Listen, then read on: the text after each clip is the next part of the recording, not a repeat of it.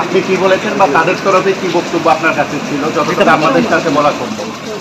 দেখুন, এই বিষয়ে আমি যখন দিল্লিতে ছিলাম, তো মাথার যিনি উনি আমাকে টেলিফোনে বলেছিলেন যে এই ঘটনা, উনি বলেছেন এটা কমপ্লেন না, আপনাকে জানানোর জন্য আপনাকে।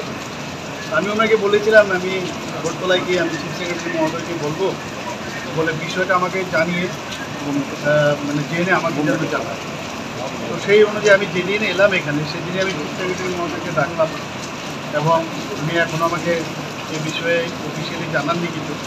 তো ওরা যখন কালকে আসলো আমি এই কথাটাই বলেছি, আসার পরে আমি বিষয়টা জেনে নিই ভালো করে, তারপরে আমরা নিশ্চয়ই বিষয়টা যাতে কারোর সম্মানে আঘাত না লাগে সেটা নিশ্চয়ই আমরা দেখি, এতটুকু আমরা বলি এবং সবার সম্মানেই কিন্তু রাখতে হবে। জেলা শাসকের সঙ্গে কি আপনার কথা হয়েছে বা আপনি প্রশাসনিকভাবে বিষয়টা দেখেছেন? না, চিফ সেক্রেটারি মহোদয় তো ওনার সাথে নিশ্চয়ই কথাবার্তা বলছেন, তো ওনার থেকে কাগজ আসলে তারপরে আমার মানে যা করা যায়।